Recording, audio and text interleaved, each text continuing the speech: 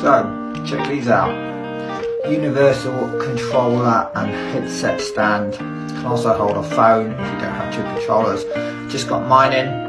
I went for the red, but as you can see in this video, this one's the orange and black. It really pops.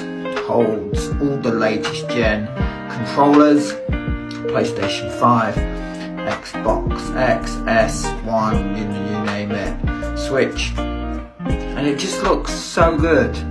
Just sort of, I can't get over how nice they look. And here they are without anything loaded on them.